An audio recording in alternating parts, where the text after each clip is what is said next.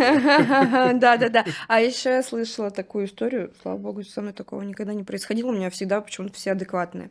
Поменяли мебель, ну, грубо говоря, Показывали в тех одном. технику с мебелью. Да, грубо говоря, у тебя там, стоял Борг какой-нибудь, да, ну, дорогая техника была, они взяли самую дешевую китайскую, ну, купили и поставили. У них, получается, в договоре был прописан список Ну, мебели чисто и просто техники. Ну, холодильник. типа, да, холодильник, там, духовка, вот.